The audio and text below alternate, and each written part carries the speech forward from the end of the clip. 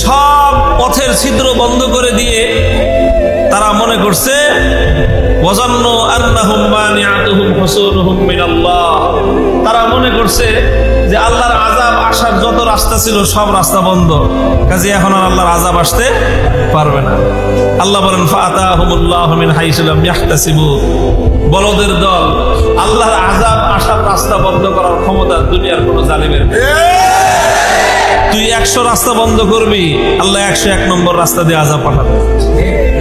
তুই 101 নম্বরটা বন্ধ করবি, আল্লাহ 102 নম্বরটা দিয়ে আযাব পাঠাবে। কাজেই আগামী দিনের যারা শাসন ক্ষমতায় থাকতেছেন, আসতেছেন, আসার চিন্তা করতেছেন, তাদের সকলের জন্য শিক্ষা হলো এই, আল্লাহর আযাবের আসার রাস্তা বন্ধ করে লাভ নাই। আল্লাহর আযাবের আসার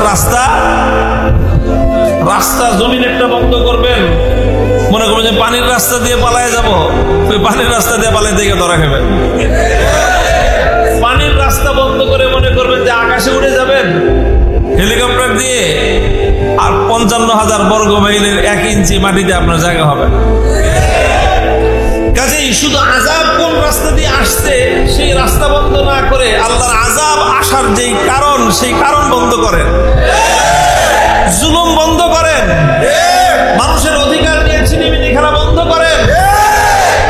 দেশের মালিক আপনারা নন, এই জমিনের মালিক আল্লাহ, আর আল্লাহর পক্ষ থেকে এই জমিনে প্রতিটি আল্লাহর বান্দা হলো আল্লাহর পক্ষ থেকে এই জমিনের অধিকারী। কাজেই ক্ষমতা, দুদিনের ক্ষমতা পেয়ে কেউ নিজেকে এই ক্ষমতার মসনদের মালিক ভাইবা বসবেন না নিজেকে।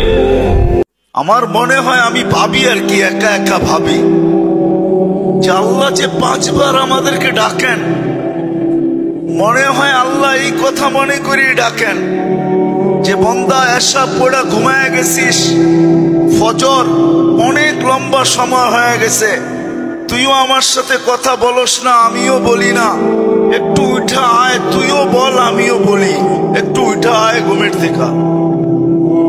আমার মনে হয় এই জন্য ফজরে ডাকেন যে লম্বা সময় হয়ে গেছে, তোর সাথে তুই ঘুমের ঘরে ছিলি, কথাবার্তা তোর সাথে হয় না, তুইও বলস না আমিও বলি না, একটু ঘুমের থেকে উঠা আস, তুইও বল আমিও বলি। কেন নামাজে তো কেরাত আছে, কেরাত তো আল্লাহর কালাম। আবার যখন জোহর হয় তখন মনে হয় আবার বলে কাজে কামে ব্যস্ত হয়ে গেছিস, আয় একটু কথা বল। আল্লাহর জন্য তো ওই শব্দগুলা ব্যবহার করা যায় না, নাইলে মনে হয় ব্যবহার করতাম যে আয় কাজে কামে ব্যস্ত হয়ে গেছিস, লম্বা সময় হয়ে গেল, 3-4 ঘন্টা কথা বলিস না আমার সাথে, আয় না, রাগের কি ব্যাপার আছে, একটু ছুটায় জোহরে আয়, আমার সাথে একটু কথা বলা যা, শোনায়া যা, তুই কেমন লাগে, তোর কি দরকার, একটু শোনায়া যা। আমার মনে হয় কথা বলার জন্য ডাকে, নামাজের জন্য ডাকে না। আবার আসরে ডাকে, মাগরিবে ডাকে, এশায় ডাকে।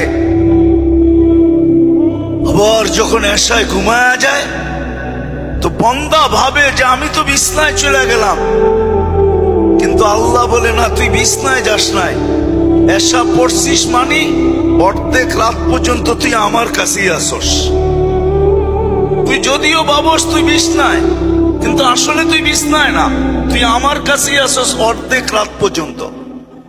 আবার যখন ফজর পড়ে বাকি অর্ধেক বাকি রেখা লাভটা কি, পুরাটাই আমার কাছে লেখা দিলাম, যদিও বিছনায় ছিল। মনে হয় এই জন্য নামাজ। এজন্য বলা হয় বাপ ভালো তার বেটা ভালো তাই, মা ভালো তার জি, গাই ভালো তার দুধ ভালো রে, দুধ ভালো তার ঘি। গাই ভালো তো দুধ ভালো, দুধ ভালো তো ঘি ভালো, মা ভালো তো মেয়ে ভালো, বাপ ভালো তো বেটা ভালো।